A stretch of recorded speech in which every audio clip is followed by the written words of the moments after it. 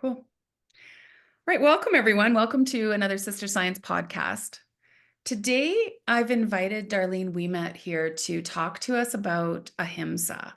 And before Darlene and I launch into our conversation about Ahimsa, which means nonviolence, I want to give you a little bit of history and context for this word. So, Ahimsa is the first of the Yamas and Niyamas, and these are the 10 ethical practices of yoga. And the yamas are the restraints, the things we hold ourselves back from doing. And so, this idea of ahimsa, nonviolence, we practice nonviolence, truthfulness, non stealing, non excess, non possessiveness. And these are like the first 5 commandments, moral practices, ethical practices of yoga. The niyamas then are the observances, the things we hold ourselves to, purity, contentment, self-discipline, self-study, and surrender. These would be called sort of the roots of yoga. And if we put them into an even bigger context, we're talking about the 8 limbs of yoga.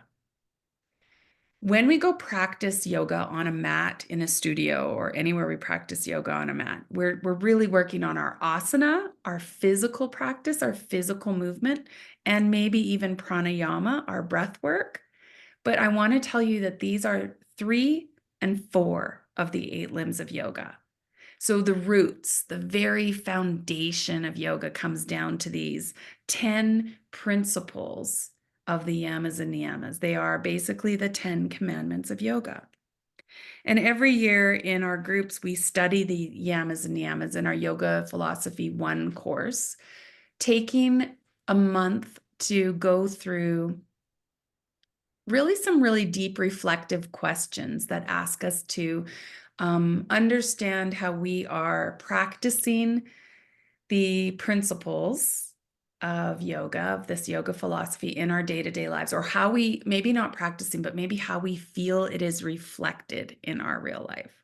So, Darlene, I'm just going to throw it to you for a second. My question is, can you give the audience listening just sort of an overview of this 1 year of study of this one text of the Yamas and Niyamas and our small group reflections that we do weekly?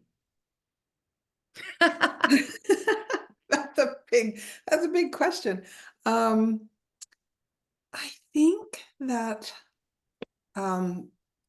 for me, that it was looking like it was the self-study part, like to actually reflect on me, on how I operate and how I go through the day-to-day, like not the housework, but like emotionally. And so how I feel, what comes up, what are my fears and why? Like, because the fears would get, like I would notice these fears as we went along in the Yamas and Niyamas, like that fear was at the root of things. And that I wasn't at peace because like I like as I started to see that peace was a real need for me, like because I started off like pretty spinny, like I was not, like I thought I was just a little bit like hyper energy, but it was more like a spinny thing. And the more that I saw the spin and where it came from, and I didn't, that's not how I want to, that's not good. It's not a good feeling. Yeah. Then I could kind of take the like incorporate this piece, like work towards this piece. So it's really been a self-study. Self-study. So I liked how you said it's almost like we're looking at the patterns and beliefs behind our actions, like the way you sort of said that. And because we've got this reflection question we're asking ourselves every week, you watch yourself in daily activity and you sort of become witness to where you're like, oh, that's something that's uneasy in me or spinny in me. Yeah. Yeah. Or like even like eating when I'm not hungry, Yeah. or like doing something to get away instead of the feelings I have or whatever, instead of looking at what they are. Yeah. That kind of internal study. So today I want to talk about the word ahimsa. And this word is the very first of the yamas, and it means nonviolence. And when we first hear that word, we start thinking, okay, well, that means like don't drive when I've been drinking, don't slap someone, don't be an axe murderer, all those sorts of like really like where of course I'm not violent. And then you read the text. And the very first question she asks us to consider in the text of the book is the Yamas and Niyamas by Deborah Adele, if anyone wants to know what the text is. So the first question she asks us to reflect on is this week, practice courage by doing one thing daily you would normally do. If you're feeling brave, make that one thing that something that scares you. If you're feeling really courageous, get excited about what you're scared about and do it anyway. See if you can discern between fear and the unfamiliar. Watch what happens to your sense of self and how your relationship with others might be different because you're courageously stepping into unknown territory.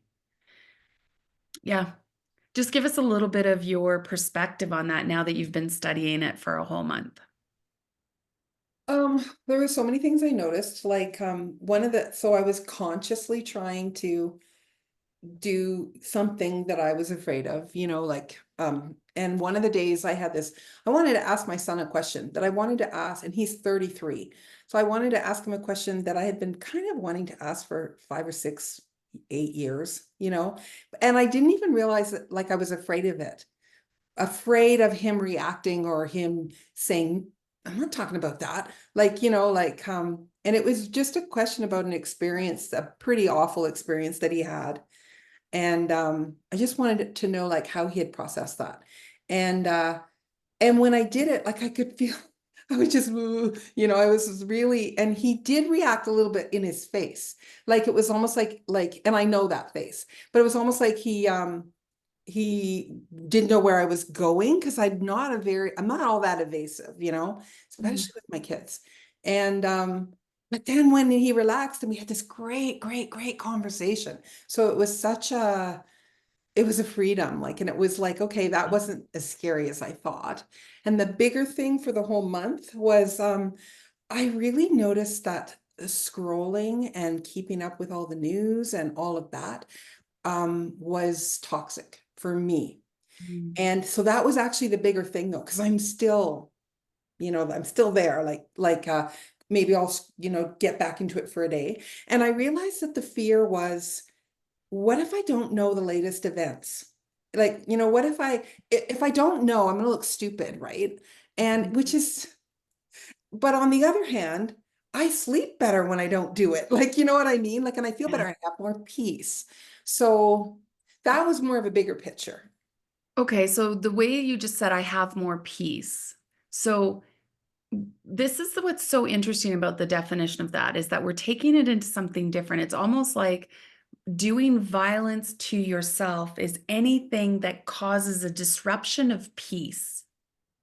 Would you say Yeah. that that's what she's leading us towards? Absolutely. And that was what made me think of it is so, keeping up with the news and politics in more than one country and like all that, it was actually a violent act towards myself, which I Right. had never seen before. Well, and Ayurveda, so if we blend this a little bit with Ayurveda talks about how everything you consume must be digested. And if it doesn't digest, it causes ama, which translates to gunk or metabolic waste or toxins. It becomes toxic Yeah. in your body. So anything undigested actually starts to do violence, actually starts to cause dis-ease in us. So that idea of not consuming things that we can't digest or that cause us to feel Yes. dis-ease in ourselves. Yeah. So the way that nonviolence, the way you're talking about, like she ends that by saying, watch what happens with your sense of self and how your relationships with others might be different because you're courageously stepping into unknown territory. So, what about that idea of bravery is nonviolent to self? Well, and that's what I sort of have concluded is the bravery part is like risking not knowing what's going on in a conversation. Like, you know what I mean? It's just like, but it doesn't then when I stop doing it and keeping up with everything, I know a lot of what's been going on anyway. It doesn't change that fast. And it's like, and I can just be more observant and be like, and I also found that giving my opinion or being opinionated in a way that can be violent to someone else is Mm, also a problem. yeah. So I mean, like, this is such a huge topic, Yeah. and because it just, you can look at it here and then look at it here, and so it's hard to keep it in a nutshell, Yeah. like this nonviolence. So For me, your it's second, like being more gentle with me first, and then with others. And if I'm gentle with me, so say like this way, if I'm not scrolling and I'm feeling at peace, right? I'm going through a day and I feel like really good and calm and stuff. And then when I talk to somebody else, I feel gentle and calm with them too. Like, right. And that's one of her biggest questions as we go through the month. And she asks us these questions. It's like almost like what you fill your cup with is what overflows from your cup. So do not do violence to yourself because yeah. that will flow from you. And I never really thought about it, like, because we've talked about that even like in year review about this, like consuming too much, right? Mhm. But this year, it really, really hit me about all the things that we consume that are not food and they're not television, even, like, which also can be violence to myself.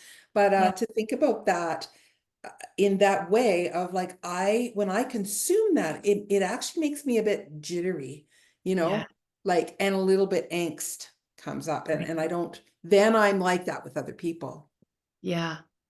Yeah.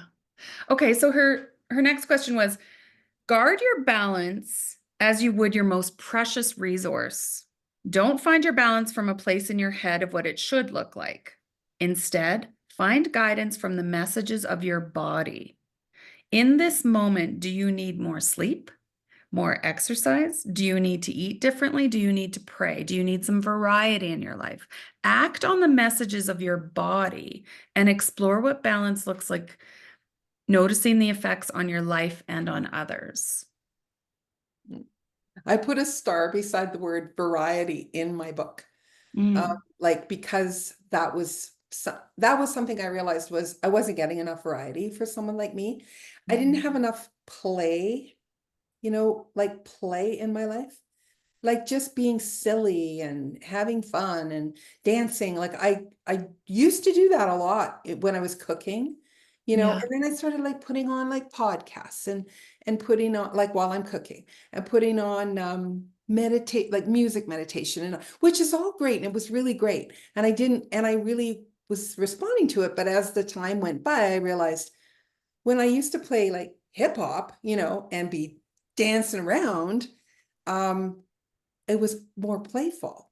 So it's not, and not just playful with other people, like, even just by myself. So I really realized that, like, I had this huge fear. About a year ago, I realized I had this huge fear of crashing. Like, I have an autoimmune, and I had learned to micromanage it.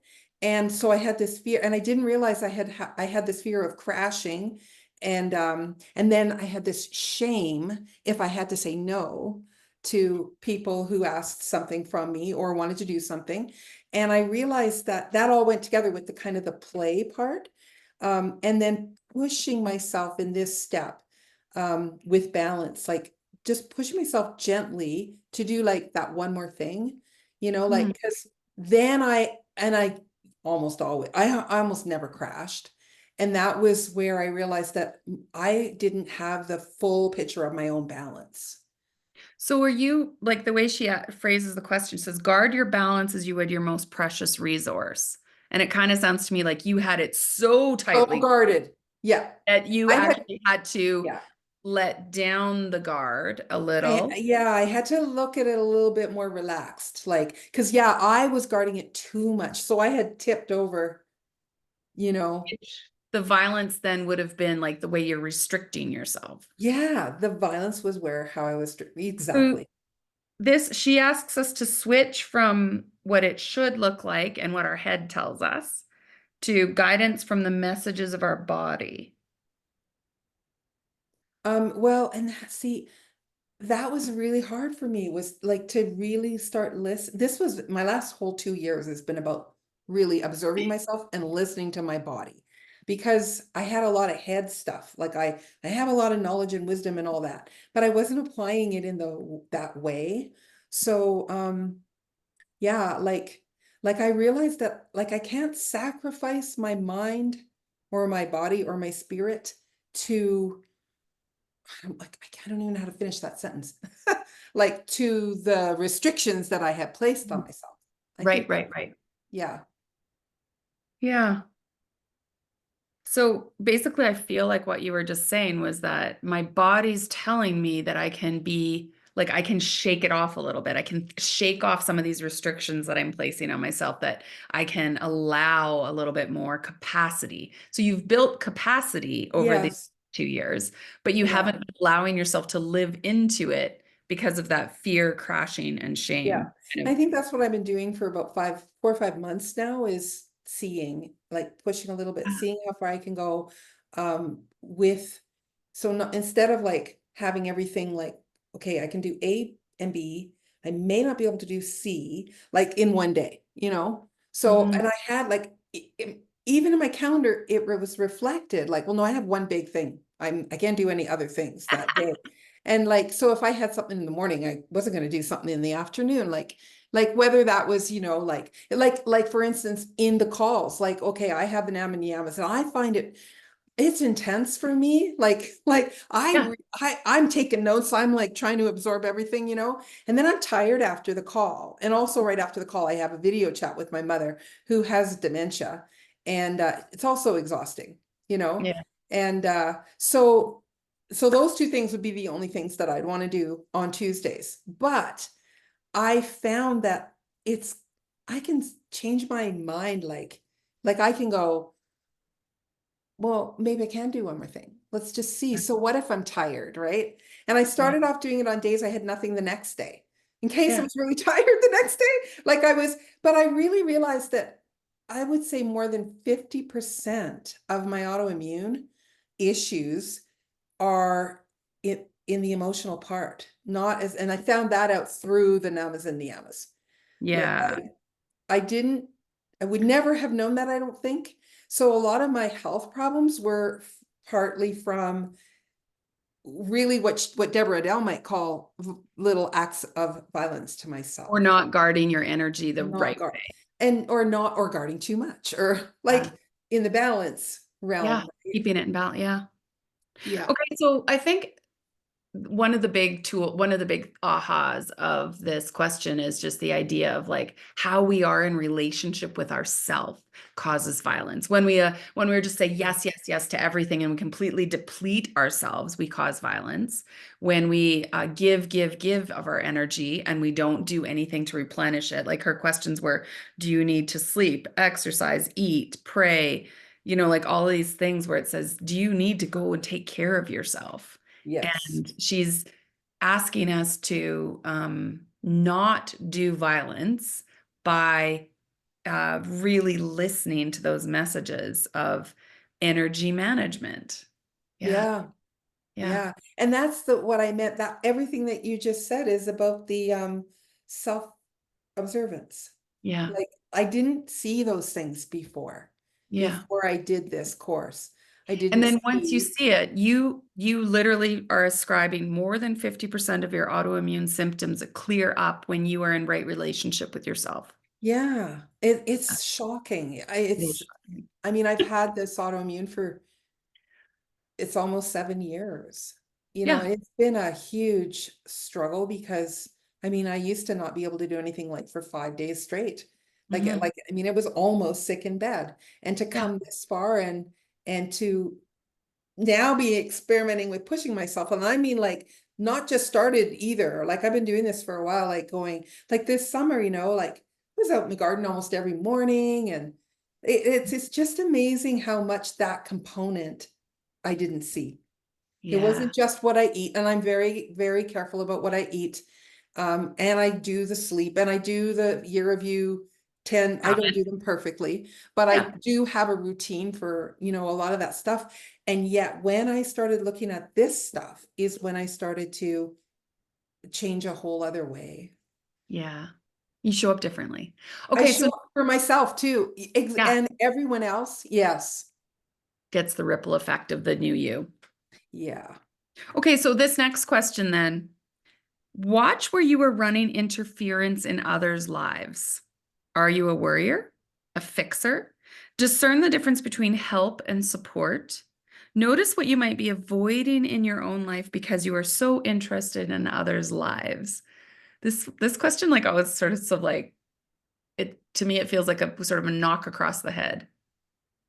Well, it's huge. Like I didn't realize that being a worrier, and I am, I didn't realize that being a worrier was any kind of violence. Like, you know, and I didn't ever even think that worrying about someone else or even like I'm not I'm kind of like if I'm going to be a fixer, I keep pretty I can want to be one, but I've really learned because I was a coach before I retired and I learned to not give people that kind of advice. However, I still would do it in my head.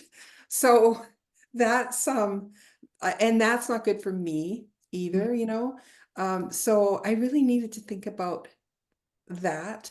And I also realized in this step, this week, this question on that week 3, I think we're on. I realized that that I really struggle with putting myself first. I really don't want to put myself first.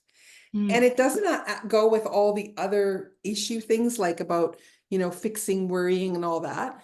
But so there was this kind of this ball of string, Yeah. when you open up a baseball, and I don't know if they still make them that way, but we did that when we were kids. It's full of elastic and string and all in this ball. And if you start to unravel that, um, which is what I think we're doing in here.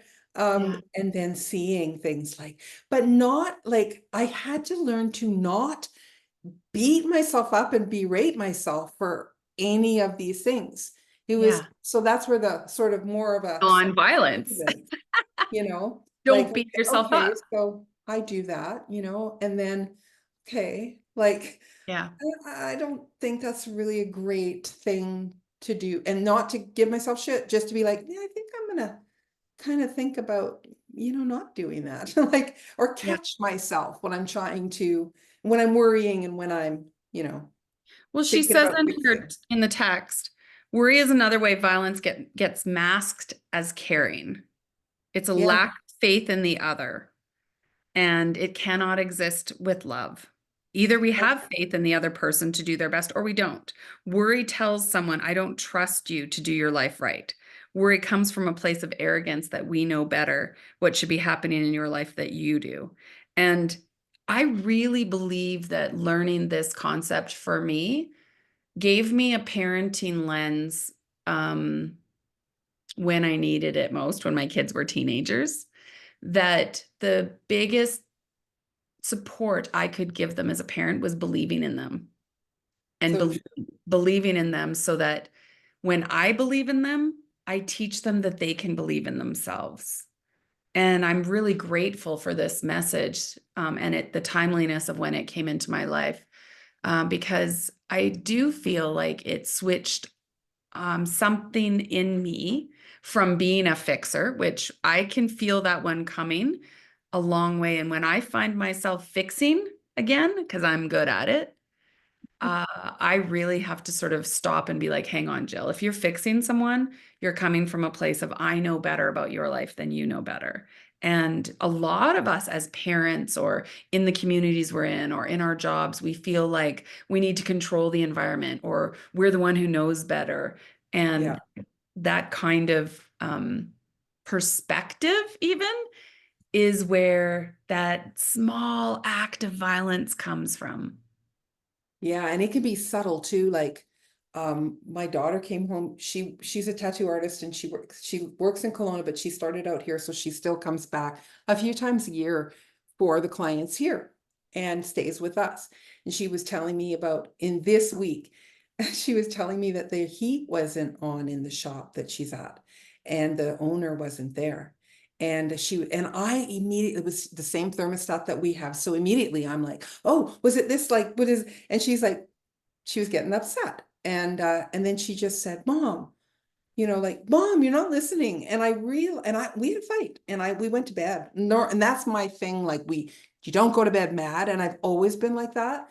But we did. We went to bed, and I could not sleep. And I went around and around, and we're on this week. Like, we're Yeah. on this lesson. And I'm like, all of a sudden it hit me. Oh, I was trying to fix instead of listening. Like, so Yeah. it can be like a subtle thing, and I was trying to fix the thermostat, and they had fixed it already. Like, but I wasn't listening even enough to hear that.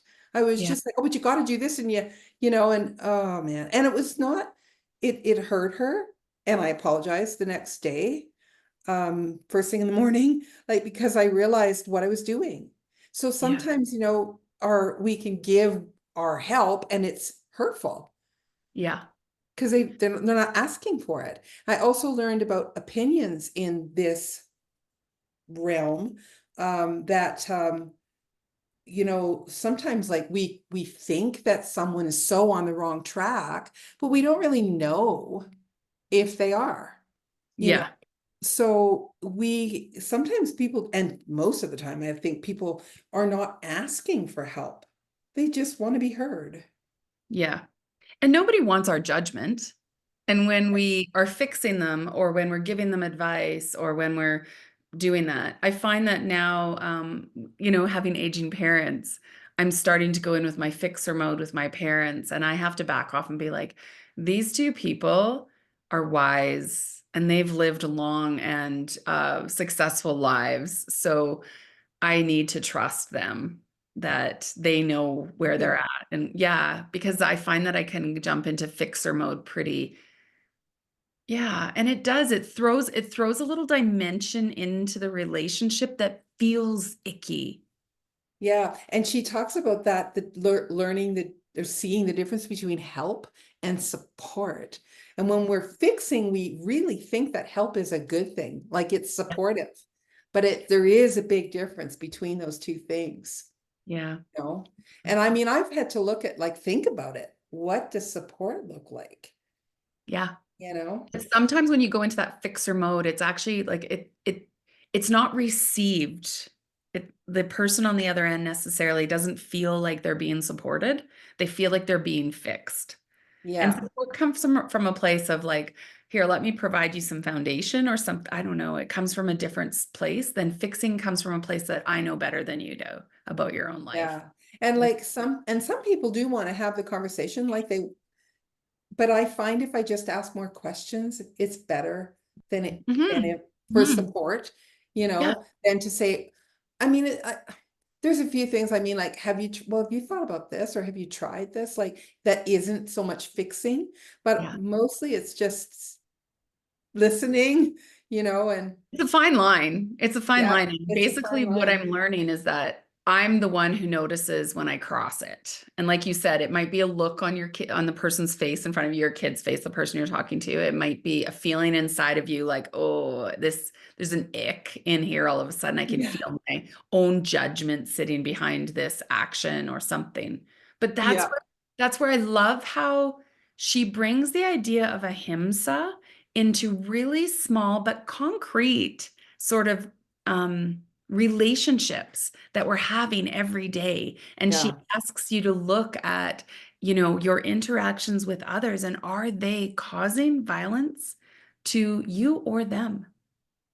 Yeah. Yeah. And I also noticed in this is funny doing this kind of review conversation, because I'm things are coming up, like, even now that I hadn't really even thought of, that when I am not trying to fix me all the time, and because one of the things I learned in Ahimsa this last month was, um, that the spin is the spin. So the spin of self-work, it's the same spin as too much scrolling and getting all, oh my God, we're all Yeah. gonna die, feeling. And so, like, realizing that when I'm gentle with myself, I can bring that even to when one of my friends or my family's in crisis and really just needs to be heard. I don't have the, I gotta fix this because, Yeah. yeah. Yeah. And I mean, we talk about that all the time as we're going through these yoga philosophy questions, as we're going through these sort of like reflections on how we are in the world, what our patterns, what our beliefs are, what our mode of operating is. It's sort of highlighting all of that. And we're noticing all over and over again that in order to be able to do this well, we have to go back to our physical, knock on wood, daily habits, like the things that we learn in the first year of you, the 10 habits of Ayurveda and yoga that give us the most bang for our buck and are the biggest tools in our toolbox of self-care. Yeah, and it's so true. That is so true. Yeah.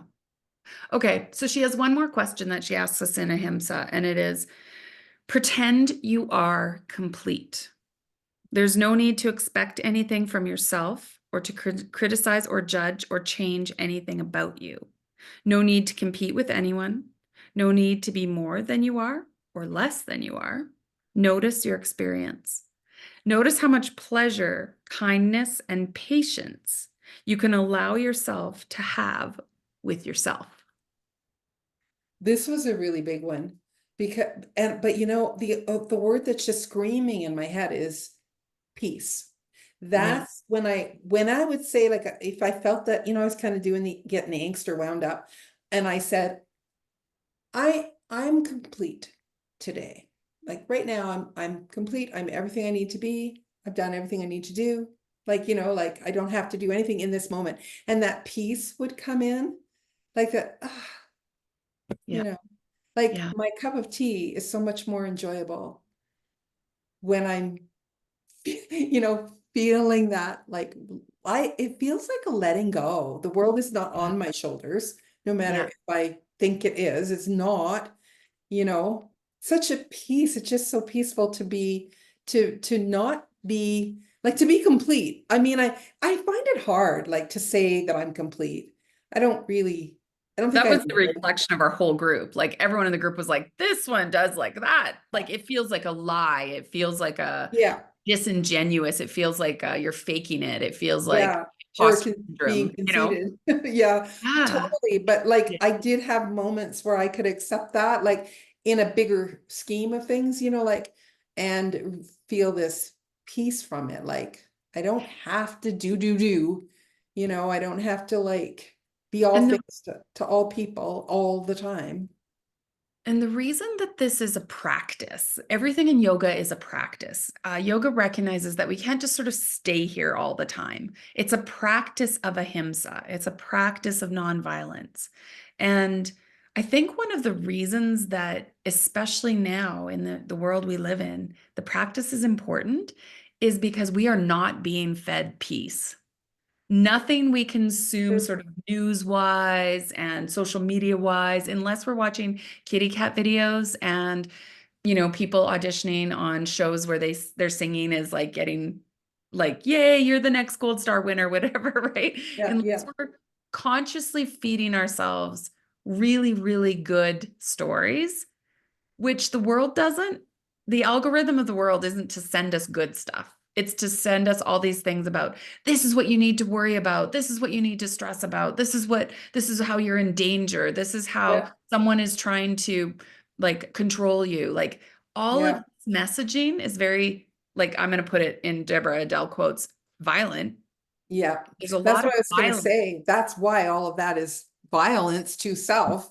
Yeah. And Yeah. so this becomes this practice of coming in to see that we don't have to buy in, that we don't have to respond, that we don't have to live in a place of I don't know, like agreeing with, justifying, anything like that. So yeah, like I found that question when it asked, pretend you are complete. We had a tough time with that experience because it's not been a concept that we've been taught to nourish in ourselves.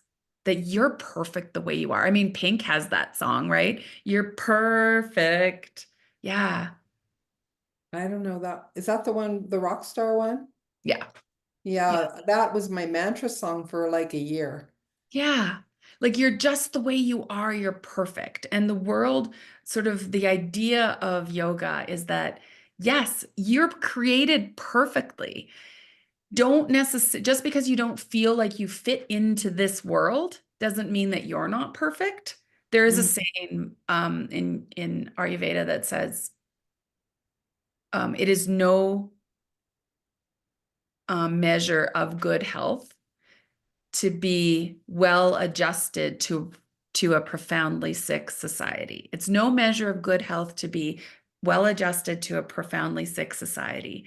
And I think that that's what, the more we try and fit in with this world, sometimes it's almost doing violence to us. Like the people who are Yeah. like, I guess I have to work 80 hours a week, or I guess I have to put up with this relationship that is treating me badly, or I guess I have to, yeah, there's innate violence and things that we believe that we should do.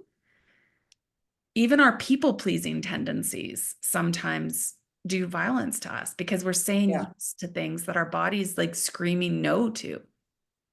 Yeah, and that goes back to the self-observance. So Mhm. if you can see that, and when I started to see that, that's when I realized I have to stop this negative consuming, and I did find some shows, like I've changed a lot of things, like Yeah. really good, feel good story, Mm. like like Long Lost Family and Queer Eye, like is so positive. Those guys going in and help people for a week and like, Yeah. and They're they're perfect. just, it's so much better than the news which is Yes. all crap anyway, because I'm a fact checker person and they never tell us the truth anyway. No Yeah. side, none of the No side sides. does. No side Like does. it's just Yeah. bullshit. So I'm like, why am I wasting my life, Yeah. on that instead So, of like getting fresh air and yeah, walking in nature and things that are good for my soul, you know? the word viveka in yoga means discernment. And I think this ahimsa, the first of the yamas, is asking us to have discernment about what causes violence and what doesn't, and be very subtle about how you define violence so that you're using it to say that anything that disturbs peace, anything that disturbs your peace, anything that stops you from sleeping at night, anything that itches and scratches. Sometimes it's something trying to nudge you out of this agitation. It's trying, like sometimes those voices are trying to nudge you towards your peace, and sometimes they're pulling you out of your peace. So notice both. Sometimes the violence is, pulling you, and sometimes Yes. pushing you. But your job is to try and be like, oh, this is causing me or someone else Yeah. violence. Yeah. And then like taking a look at why if we don't want to give it up, why? Why? Yeah. Like what is Yeah. it that is so fascinating Well, and about they this talk thing about that's that. taken away my peace of mind? Yeah. Yeah. And they talk about how some of us get addicted to the hit, and we do. Oh We're yeah. in a society where we like the dopamine hit, even if it's not good for us. So we might go Yeah. back and back and back. And that, I mean, as we do this self-study, we start to recognize that pattern in ourselves too. What am I defaulting to over and over and over again? Yeah. And it's so true. Like if you think the people, we all think that drugs addiction and alcohol addiction is that's addiction or gambling or something like that. But it can be like the scrolling, it can be the news, it can be politics, it can be Yeah. anything that takes away that peace, and it can be very addicting. Yeah. What am And I going to do if I don't do that? And most of us have some sort of most of us have, well, it wouldn't be the first Yama of them if it wasn't something that was familiar to all of us. Yeah. So Yeah. nonviolence is called the first jewel of the Yamas. It sits as the foundation to all the other guidelines. Um, Nonviolence is a stance of right relationship with others and with self. It's neither self-sacrifice nor self-aggrandizement. This tenet guides us to live together, share the goods, and do what we want without causing harm to others or ourselves. So it's just the very first guideline. And the way Darlene and I were just talking about how we're doing this as sort of a um, post interview on our monthly calls because we've had 4 monthly calls on this topic. And in our weekly calls, often what we end up sharing is really, really personal. And each of us might bring something to the call that we're bringing because we feel safety in the container of the call. So we know we can't publish these calls that we're doing, but they also feel really rich and really full of good, um, I don't know, it's not good wisdom. Yeah, that's how I feel. Just like I I love this so much. Well, this is my second year in Nam and Yamas. Like I love it so much. Like it's so good to absorb some of this wisdom and sharing it with other people and hearing their takes, like what they're learning, and like just so enriching It is. It's and precious. positive. It's food for Very, the soul. yeah, it's very precious. It's very rich. It's very dynamic, and it feels sacred. Our calls feel sacred. Hmm. Um, and they're small contained groups.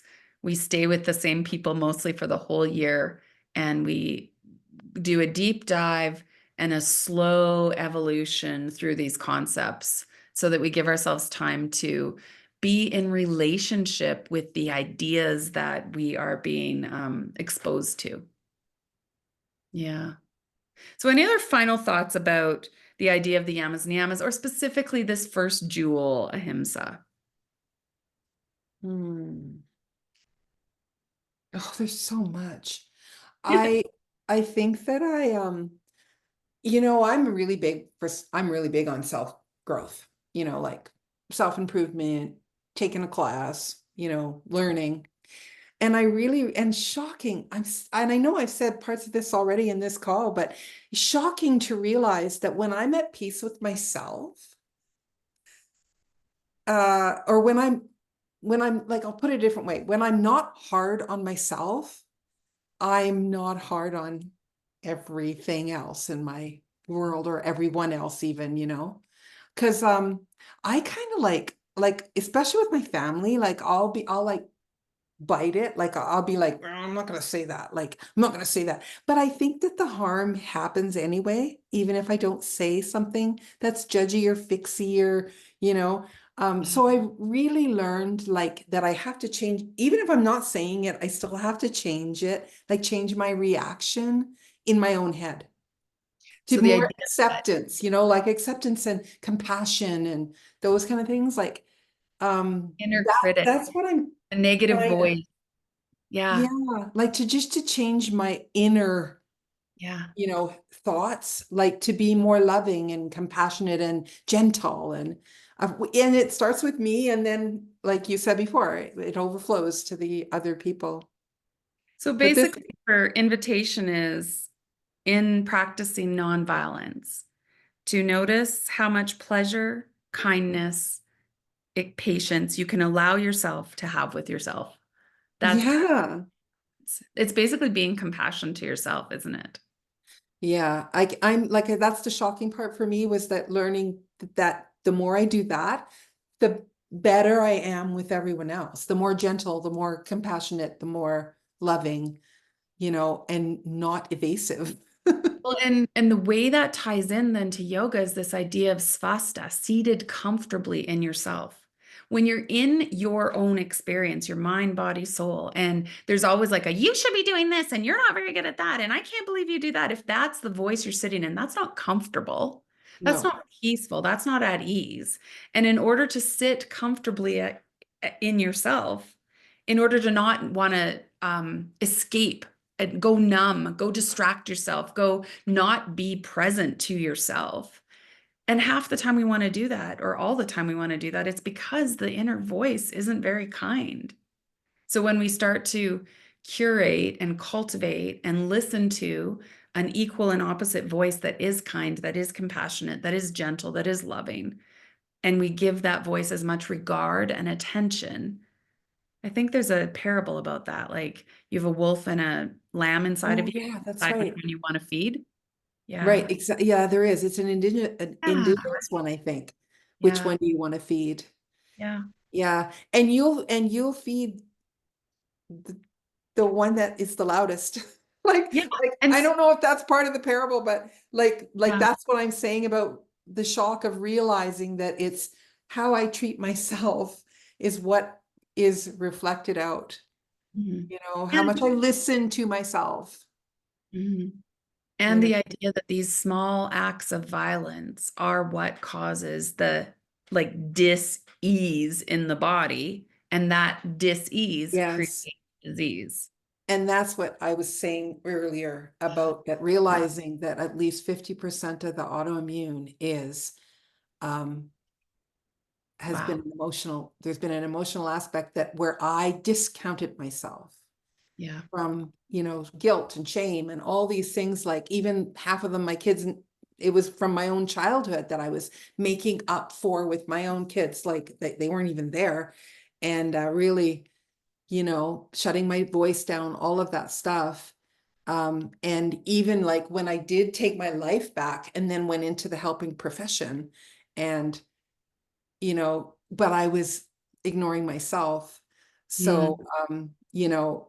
that's the thing that this has done. Like, and it's not like I spend every day in the book, like Yeah. it's not like Yeah. it's really hard. It's just such great food for thought. And if you spend a little bit of time on it, on that thought, all this stuff grows out of it. All this fruit comes Yeah. out of it.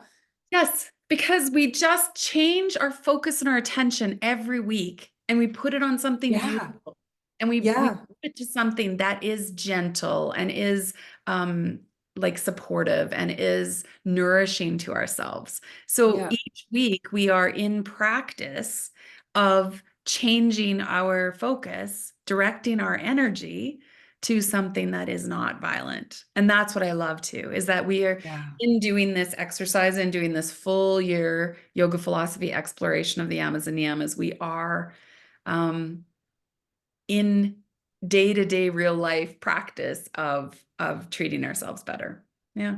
Yeah, it's like a little mini vacation, like each week, because one of the breakthroughs I had this year was realizing that why is my health so much better when I go on vacation? Like Hmm. it's so much better. And I thought, well, because I let go and all that, but it's actually all of this. It's this whole like because you are being gentle and to yourself and you are like not inundated with the day to day and you know um all that stuff. And it's like, it's almost like we come together with these meetings, like every time I close my computer and I'm like, that was so good, like Yeah. just Yeah. like it's just like, 100%. oh, Yeah. food for Anyway, the soul. I want to say thank you. I want to be able to sort of do a summary episode of each of the Yamas and Niyamas. So over the next year, we'll be releasing once a month. Yeah. Yeah. Thank you, Darlene, for helping Thank me you. bring the concept to life for Ahimsa. Well, I think this is awesome. I think what you're doing is awesome, Jill. Thank you.